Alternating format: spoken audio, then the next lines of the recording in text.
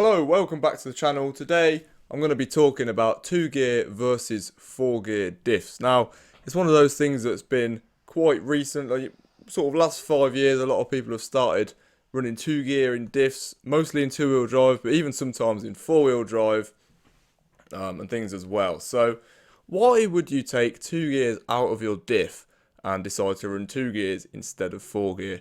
What does it change? Well, it changes how the diff sort of binds up as you drive. And people kind of have different opinions on how it changes, how the diff binds up, and what effect it has on the car. So, what have you got inside a gear diff? Well, normally in a gear diff, obviously, you've got the planet gears and you've got the sun gears. And you've got the bind between those gears when there's force in the diff. So, imagine as you accelerate, you've got a big torque going through this diff. You've got the force from the motor going through the gearbox and spinning that outer gear. But you've got the two outdrives which are attached to the wheel, getting the feedback from the tyres on the track. You've got a big force going through these gears actually in your diff when you've got load on the tyres and on the car.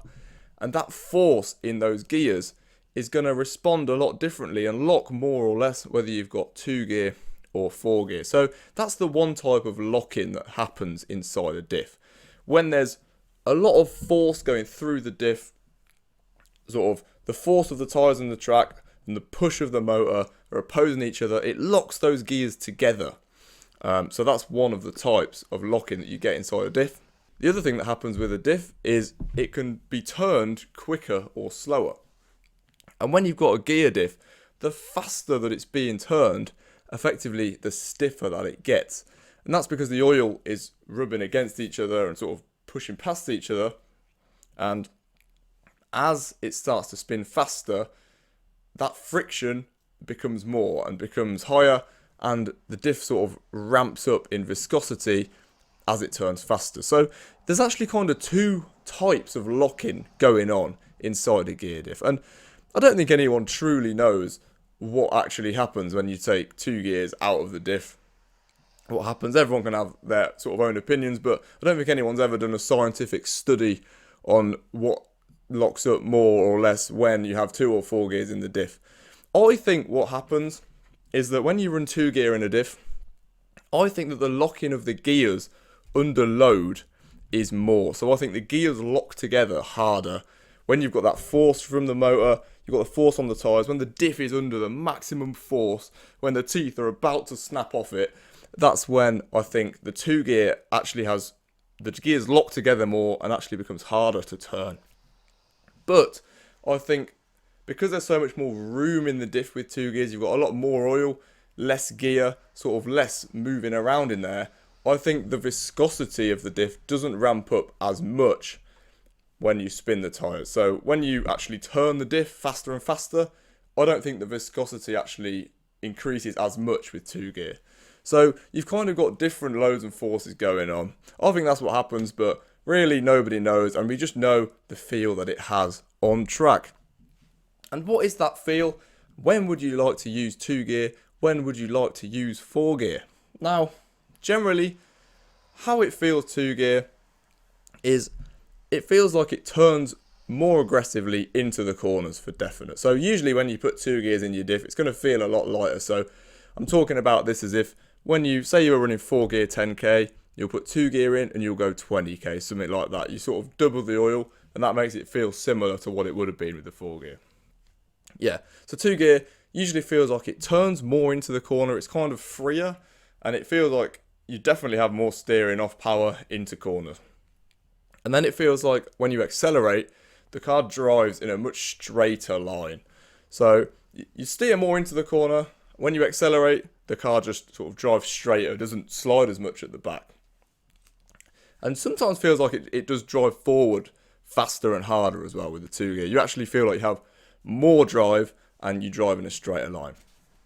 The opposite is sort of true for 4 gear diff. You put 4 gear in, the car's much calmer turning into the corners. As you turn in, it kind of feels much less responsive, sort of slower into the corners.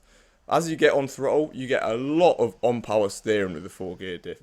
The back really sort of comes round on power, and it feels almost like however much you were turning into the corner, you can carry on turning that much on throttle, it feels like. The back sort of slides around, and that's sort of what it does. But you don't feel like you get as much sort of bang speed out of the corner. You're sort of still sliding on throttle. We're not going forwards as quickly. So I think obviously it's a driving style thing. You might like your car to turn into the corner and then drive out of the corner. If you're a very point and shoot driver, you might want to sort of have that feeling. 4-gear, if you're really flowing a track, you're sort of taking karting lines everywhere, flowing everything. You want to still be able to turn on throttle more gently into the corners, sort of keep that flow around the track. And I think it very much depends on the size of track as well. In the winter last year, when we were testing sort of before the EOS and things like that, on much smaller tracks in the UK, we always preferred 4-gear because there was never really a spot where you need to really accelerate hard and brake hard. A lot of our tracks are very sort of corner, corner, corner, corner, corner. There's not really much fast straight. There'll be a straight, but you're not really accelerating and braking a lot. And the 4-gear is very good in that scenario because you're not really losing the drive. You're just flowing through an infield and you can have a really nice consistent feeling, still with a lot of rotation on throttle. And usually 4-gear we find better on those tighter, smaller tracks.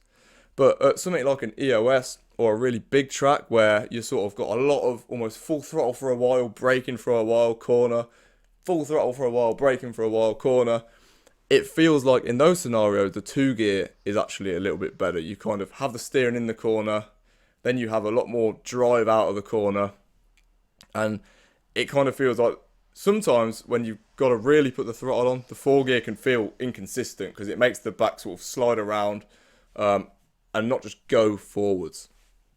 So that's kind of one that you've got to watch out for. And we've done a bit of testing in 4-wheel drive as well, and outdoors on AstroTurf we almost always run 2-gear diffs, and it's the same thing again. We find the 2-gear on throttle very consistent. The car's not still trying to turn, which sometimes 4-wheel drives can feel a little bit too much like that, like it carries on trying to turn too much on throttle. We find the 2-gear really good for having steering into the corner and then just driving in a consistent sort of straight direction out of the corner. We like the feel of 2-gear.